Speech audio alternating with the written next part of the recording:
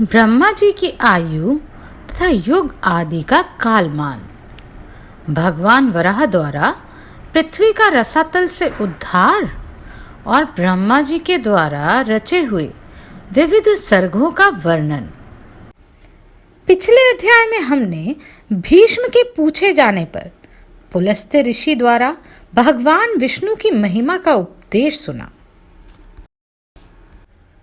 आप सभी description box से मेरे दूसरे चैनल ज्ञान कथा सागर में आरंभ की गई महाभारत की श्रवण पुस्तिका का भी आनंद उठा सकते हैं।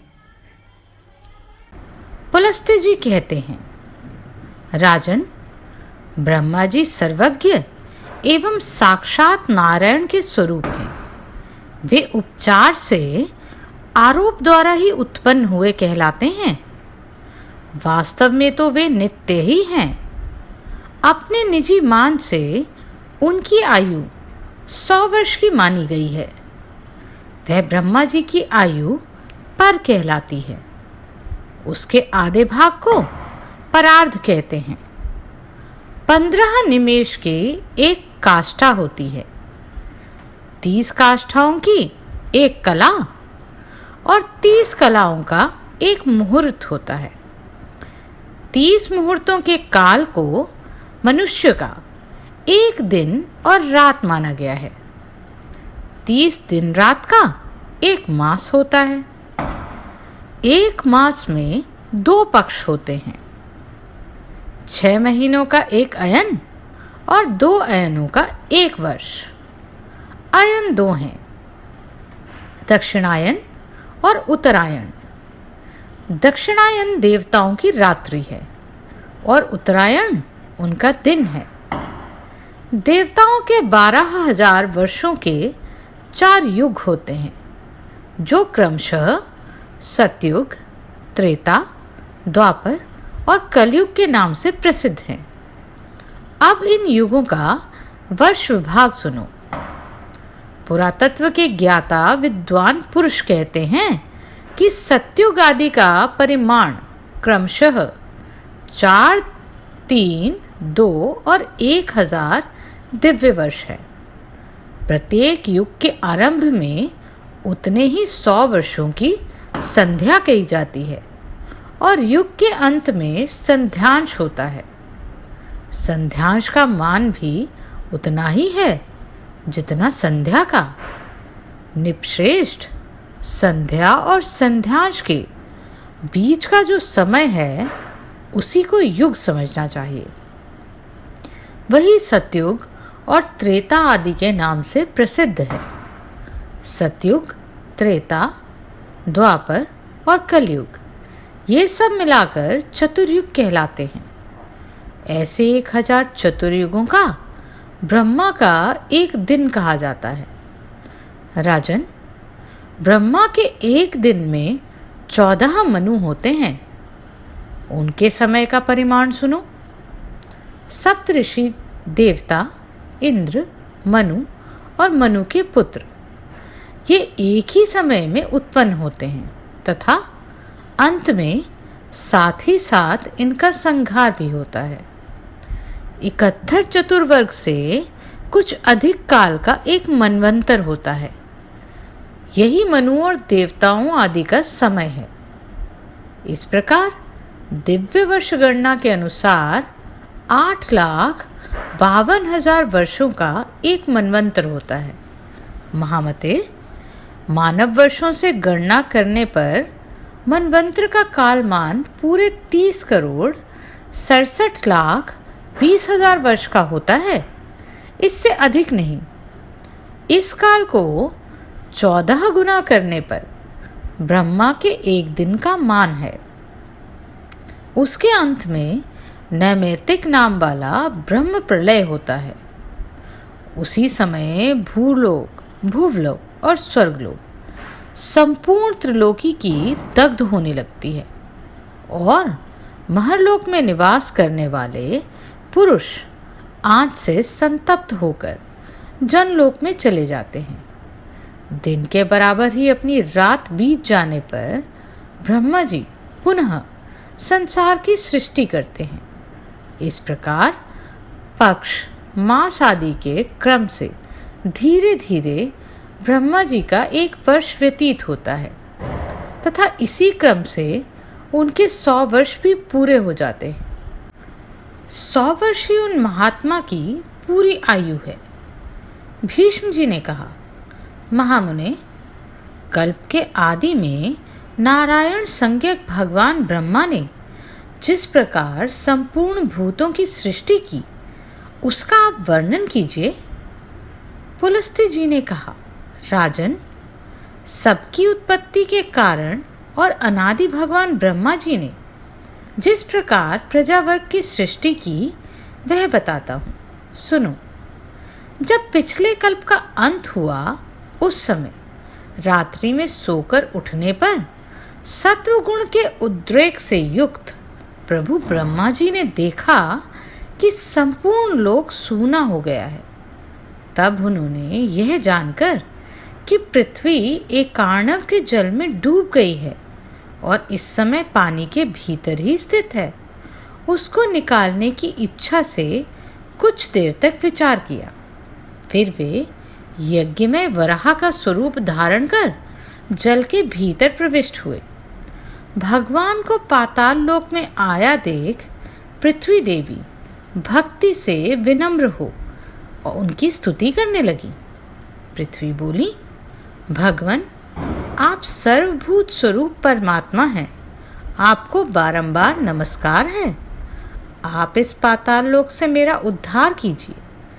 पूर्व काल में मैं आपसे ही उत्पन्न हुई थी। परमात्मन, आपको नमस्कार है। आप सबके अंतर्यामी हैं, आपको प्रणाम है। प्रधान कारण और व्यक्त कार्य आप ही स्वरूप हैं, काल भी आप ही हैं, आपको नमस्कार है। प्रभो, जगत की सृष्टि आदि के समय आप ही ब्रह्मा, विष्णु और रुद्र रूप धारण करके संपूर्ण भूतों की उत्पत्ति, पालन और संहार करते हैं। यद्यपि आप इन सबसे परे हैं, मुमुक्ष पुरुष आपकी आराधना करके मुक्त हो परब्रह्म परमात्मा को प्राप्त हो गए हैं। भला आप वासुदेव की आराधना किए बिना कौन मोक्ष पा सकता है? जो मन से ग्रहण करने योग्य, नेत्र आदि इंद्रियों द्वारा अनुभव करने योग्य तथा बुद्धि के द्वारा विचारणीय है, वह सब आप ही का रूप है। नाथ, आप ही मेरे उपादान हैं, आप ही आधार हैं। आपने ही मेरी सृष्टि की है तथा मैं आपकी ही शरण में हूँ। इसलिए इस जगत के लोग मुझे माधवी कहते हैं। पृथ्वी जब इस प्रकार स्तुति करने लगी, तब उन परम कांतिमान भगवान धरणीधर ने घर घर स्वर में गर्जना की। सामवेद ही उनकी इस ध्वनि के रूप में प्रकट हुए। उनके नेत्र खिले हुए कमल के समान शोभा पा रहे थे तथा शरीर कमल के पत्ते के समान श्याम रंग का था। उन महावराह रूपधारी भगवान ने पृथ्वी को अपनी दाढ़ों पर उठा लिया और रसातल से वे ऊपर की ओर उठे। उस समय उनके मुख से निकली हुई सांस के आघात से उछले हुए उस प्रलयकालीन जल ने जनलोक में रहने वाले सनंदन आदि मुनियों को भिगोकर निष्पाप कर दिया। निष्पाप तो वे थे ही, उन्हें और भी पवित्र बना दिया। भगवान महावराह का उदर जल से भीगा हुआ था। जिस समय वे अपने वेद में शरीर को कंपाते हुए पृथ्वी को लेकर उठने लगे, उस समय आकाश में स्थित महर्षिगण उनकी स्तुति करने लगे। ऋषियों ने कहा, जनेश्वरों के भी परमेश्वर केशव, आप सबके प्रभु हैं। गदा, शंख, उत्तम खड्ग और चक्र धारण करने वाले हैं। सृष्टि, पालन और संहार के कारण तथा ईश्वर भी आप ही हैं। जिसे परम पद कहते हैं, वह भी आपसे भिन्न नहीं है। प्रभो, आपका प्रभाव अतुलनीय है। पृथ्वी और आकाश के बीच जितना अंतर है, वे सब आपके ही शरीर से व्याप्त है। इतना ही नहीं, यह संपूर्ण जगत भी आपसे व्याप्त है। भगवान, आप इस विश्व का हित साधन कीजिए। जगदीश्वर, एकमात्र आप ही परमात्मा हैं। आपके सिवा दूसरा कोई नहीं। आपकी ही महिमा है जिससे ये चराचर जगत व्याप्त हो रहा है।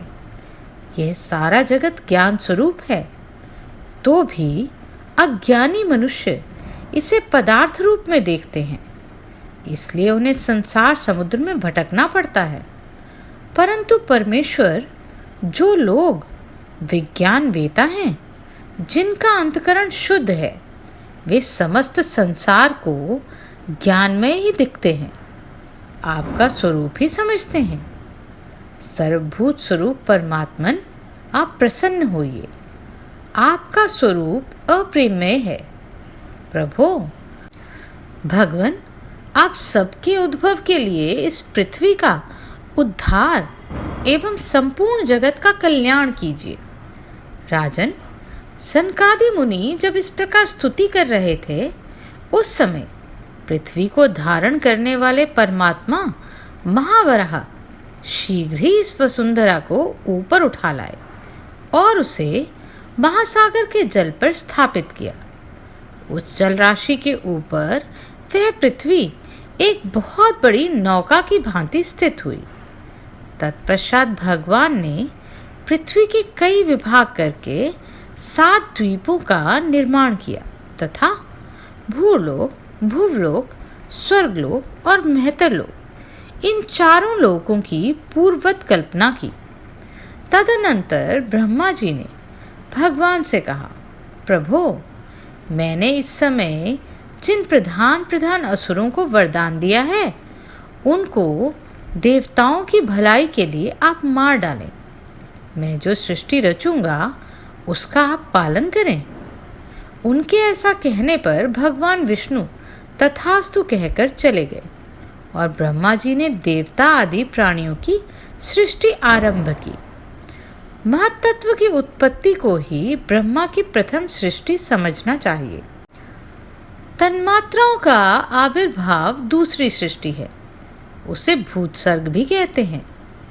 वैकारिक अर्थात सात्विक अहंकार से जो इंद्रियों की उत्पत्ति हुई, वह तीसरी सृष्टि है।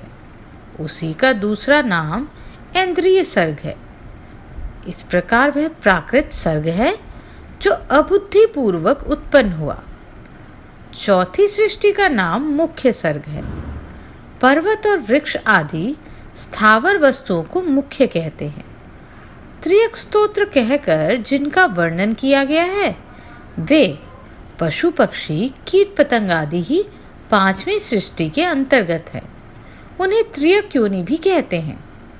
तत्पश्चात उदरवर्ता देवताओं का सर्ग है, वही छठी सृष्टि है और उसी को देव सर्ग भी कहते हैं। तदंतर 7वीं सृष्टि अवार्क श्रोताओं की है, वही मानव सर्ग कहलाता है। 8वां अनुग्रह सर्ग है, वह सात्विक भी है और तामस भी। इन 8 सर्गों से अंतिम 5 वैकृत सर्ग माने गए हैं तथा आरंभ के 3 सर्ग प्राकृत बताए गए हैं।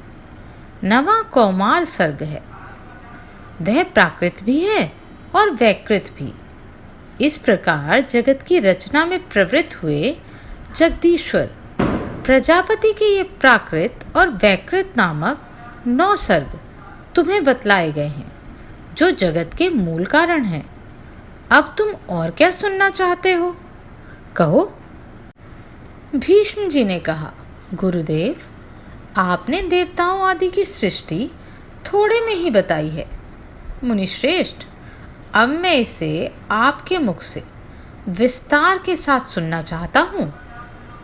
पुलस्त्य जी ने कहा, राजन, संपूर्ण प्रजा अपने पूर्वकृत शुभाशुभ कर्मों से प्रभावित रहती है। अतः प्रलय काल में सबका संहार हो जाने पर भी वह उन कर्मों के संस्कार से मुक्त नहीं हो पाती। जब ब्रह्मा जी सृष्टि कार्य में प्रवृत्त हुए उस समय उनसे देवताओं से लेकर स्थावर पर्यंत 4 प्रकार की प्रजा उत्पन्न हुई। वे चारों ब्रह्मा जी के मानसिक संकल्प से प्रकट होने के कारण मानसी प्रजा कहलाए। तदनंतर प्रजापति देवता, असुर, पितृ और मनुष्य इन 4 प्रकार के प्राणियों तथा जल की भी सृष्टि करने की इच्छा से अपने शरीर का उपयोग किया। उस समय सृष्टि की इच्छा वाले मुक्तात्मा प्रजापति की जंघा से पहले दुरात्मा असुरों की उत्पत्ति हुई। उनकी सृष्टि के पश्चात भगवान ब्रह्मा ने अपनी वयस अर्थात आयु से इच्छानुसार वयों अर्थात पक्षियों को उत्पन्न किया। फिर अपनी भुजा से भेड़ों और मुख से बकरों की रचना की। इसी प्रकार अपने पेट से गायों और भैंसों को तथा पैरों से घोड़े, हाथी, गधे, नीलगाय, हरिण, ऊंट, खच्चर तथा दूसरे पशुओं की सृष्टि की। ब्रह्मा जी की रोमबलियों से फल, मूल तथा भांति भांति के अन्नों का प्रादुर्भाव हुआ। गायत्री छंद, ऋग्वेद, त्रिवृत स्तोम, रथंतर तथा अग्निष्ठोम यज्ञ को प्रजापति ने अपने पूर्ववर्ती मुख से प्रकट किया। यजुर्वेद, त्रिष्टुप छंद, पंचदश स्तोम, बृहस्ताम तथा उक्त की दक्षिण वाले मुख से रचना की।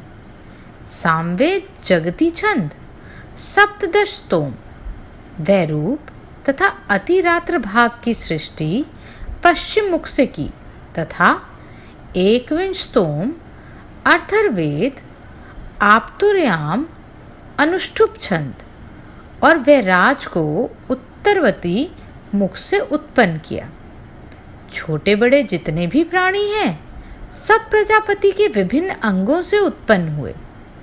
कल्प के आदि में प्रजापति ब्रह्मा ने देवताओं, असुरों, पितरों और मनुष्यों की सृष्टि करके सिद्ध, किन्नर, राक्षस, सिंह, पक्षी, मृग और सर्पों को उत्पन्न किया। नित्य और अनित्य जितना भी ये चराचर जगत है सबको आदिकर्ता भगवान ब्रह्मा ने उत्पन्न किया। उन उत्पन्न हुए प्राणियों में से जिन्होंने पूर्व कल्प जैसे कर्म किए वे पुनः बारंबार जन्म लेकर वैसे ही कर्मों में प्रवृत्त होते हैं। इस प्रकार भगवान विधाता ने ही इंद्रियों के विषयों, भूतों और शरीरों में विभिन्न एवं पृथक पृथक व्यवहार उत्पन्न किए। उन्होंने कल्प के आरंभ में वेद के अनुसार देवता आदि प्राणियों के नाम, रूप और कर्तव्य का विस्तार किया। ऋषियों तथा अन्यान्य प्राणियों के भी वेदानुकूल नाम और उनके यथायोग्य कर्मों को भी ब्रह्मा जी ने ही निश्चित किया। जिस प्रकार भिन्न भिन्न ऋतुओं के बारंबार आने पर उनके विभिन्न प्रकार के चिन्ह पहले के समान ही प्रकट होते हैं, उसी प्रकार सृष्टि के आरंभ में सारे पदार्थ पूर्व कल्प के अनुसार ही दृष्टिगोचर होते हैं। सृष्टि के लिए इच्छुक तथा सृष्टि की शक्ति से युक्त ब्रह्मा जी कल्प के आदि में बारंबार ऐसी ही सृष्टि किया करते हैं।